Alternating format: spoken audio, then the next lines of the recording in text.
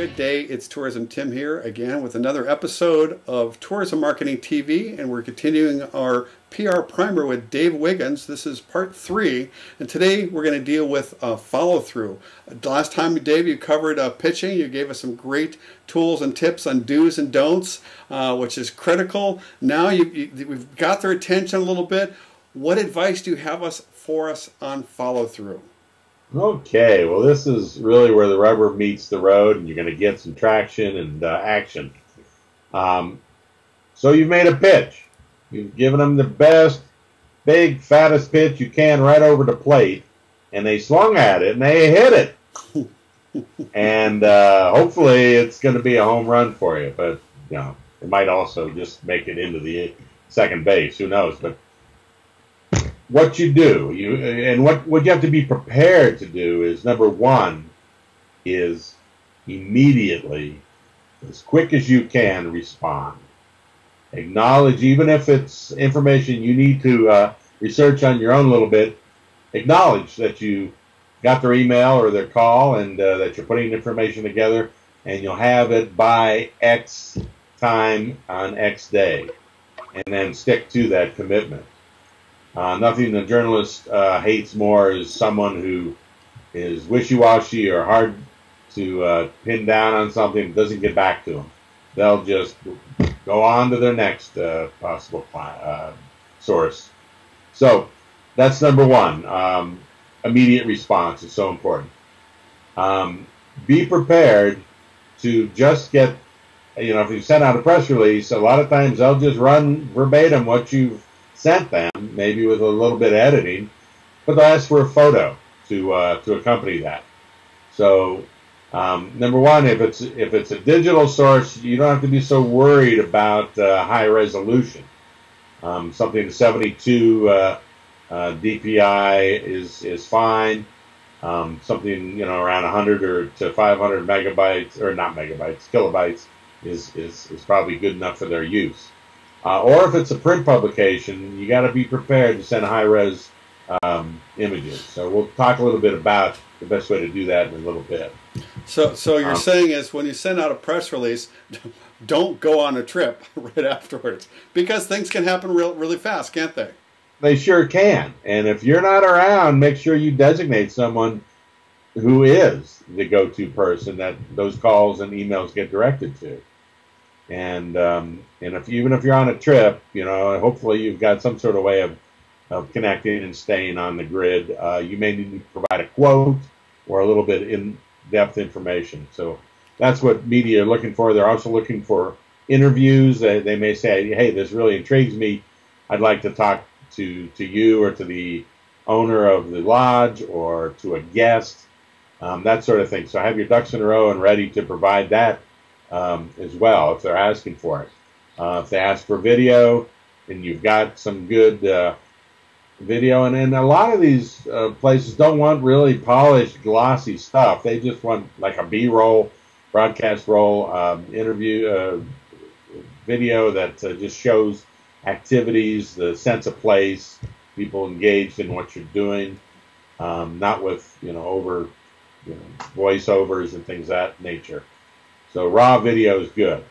And you'll often get a request, okay, I love what you're doing. I'm going to pitch this to Travel and Leisure. What's the likelihood of getting me on this trip? So press trip requests, be prepared to handle those. Dave, so, I imagine that I know it's really exciting when a journalist responds to you. So be around, be prepared.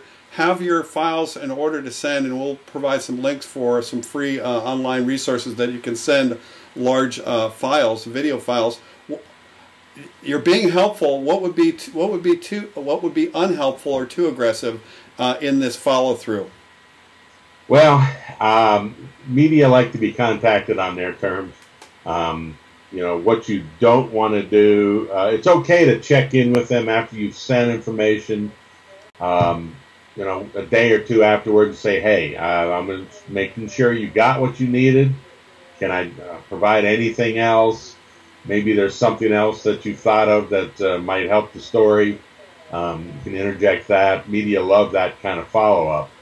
What they don't want is you bugging them about, okay, when's this going to come out? When can I expect it? Send me a copy, that sort of thing.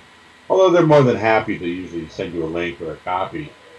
If they do say, get back to you and say, well, I'm slated this for the November issue, go out and get the November issue and see if it's in it. If it isn't, it's okay to contact them and say, gosh, I got the November issue and I don't see it. Can you, that it maybe get cut at the last minute? And they'll be upfront with you. I mean, I was with one client, we waited a year and a half for an article and through a press trip that they did for it to finally come out in National Geographic Adventure magazine. But when it did come out, it was certainly worth it.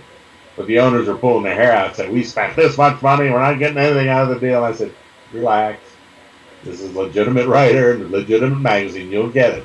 It just, sometimes it's on their terms, or all the time. Yeah. Yeah. Dave, do you have a preference, recommendation on the methodology of contact, email, phone call, and also how long after, let's just say you've given the press release, you've given them the images, you give me a sense of time and your preference on methodology of contact. Yeah, sure. Email is really the best. That's the way everyone wants to be contacted nowadays. Snail mail, forget it. It's not going to work in this age of immediacy. And like I said, if you've developed a relationship and you feel comfortable, a phone call is a nice way to do it. I was surprised in the last media panel I was on how many of the journalists said that they don't mind getting phone calls. Nobody calls them. Everything's email, and sometimes a phone call can help elevate you above the rest. Mm-hmm. But don't leave lengthy messages if they don't answer and they have a voicemail. Just a quick message that you called and you'd love to talk to them, and maybe email follow up and saying when's the best time to call.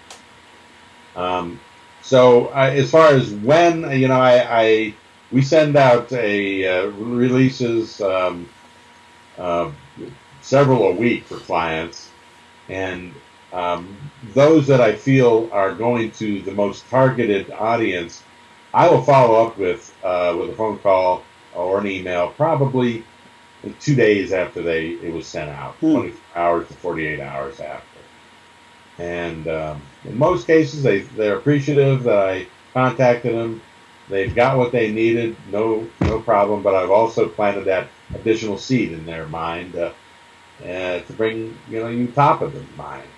So that's good stuff to do. Quick question on the follow-up, and let's say that they haven't responded yet to your press release. They haven't taken a swing on it and hit it, but you know that this is a relevant story for them.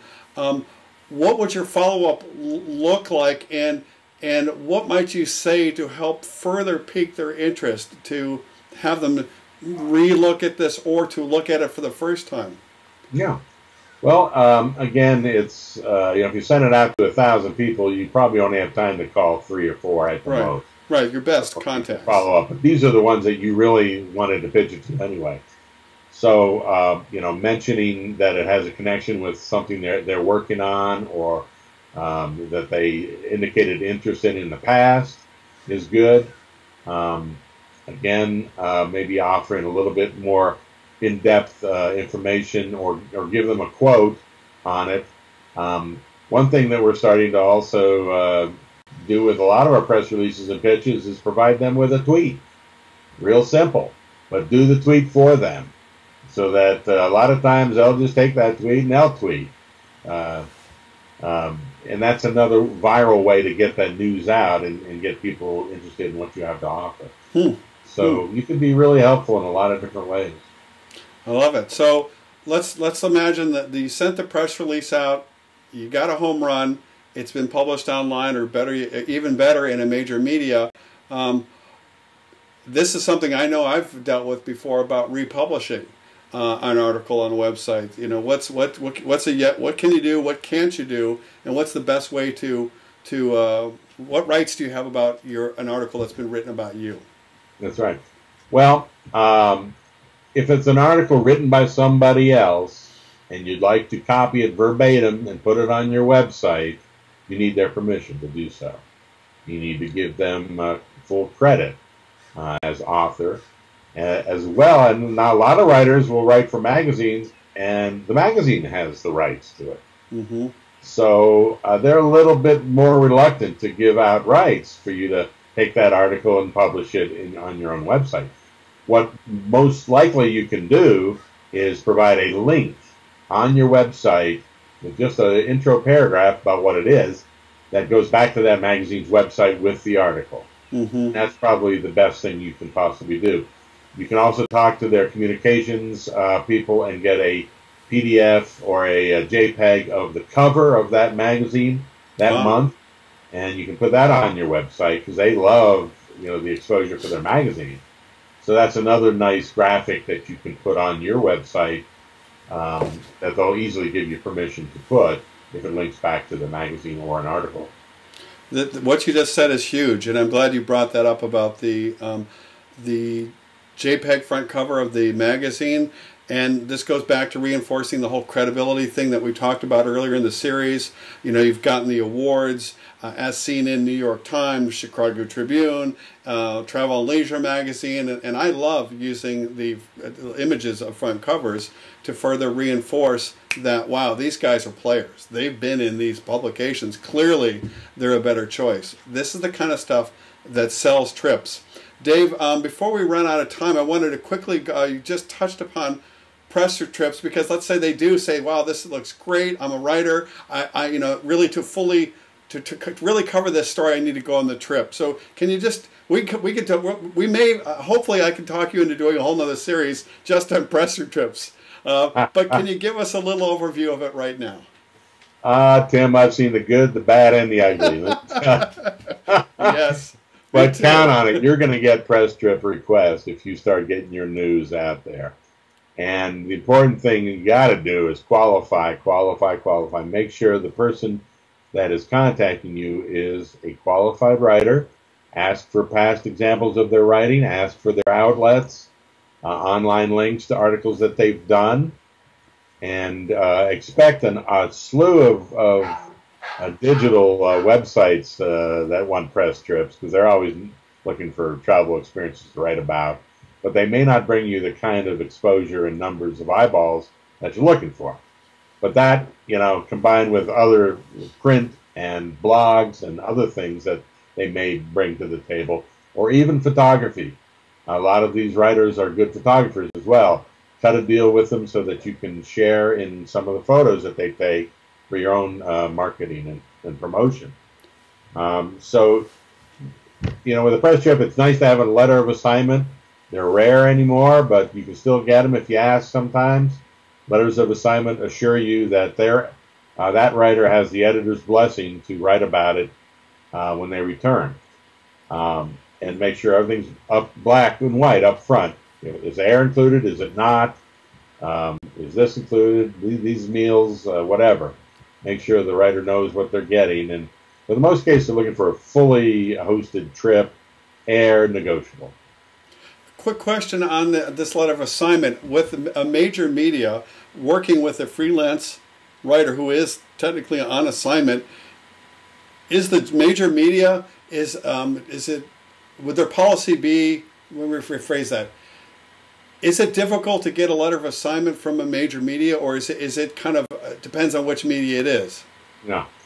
If I'm working with an editor of a major magazine or newspaper, most likely they or someone they assign will do the press trip and write about it. So it's easy to get a letter of assignment when you're working with an editor direct. Freelancers, it's more difficult because you're right. They're just contract workers for the paper or magazine. Maybe they have a syndicate that they write for that gets distributed on. Really, what you're looking for is more of a track record of them being published by a certain publication, and ask them. Maybe they'll just get an email or something back from an editor saying, yes, we're very interested in seeing that story when you return. And that might be enough. And you got to take a little chance sometimes. Yeah, yeah. Well, I like you said, you've seen the good, the bad, and the ugly, and that's why I knew that we could do a whole series just on media trips, and because when they're done right, they're fabulous. It really makes for a great story. And when the story runs, you make bookings. Dave, I really have appreciated your time on this, and I know that this is going to help a lot of people. Look to my website, travelbusinesssuccess.com, for some of the links that we mentioned, a link to Dave's site, which is, what is it again? www.travelnewssource.com. Fantastic. Well, thank you all for watching. Please make your comments and questions, and maybe we can get Dave to come back and give us some more PR magic. You take care now. Thanks, Dave. All right.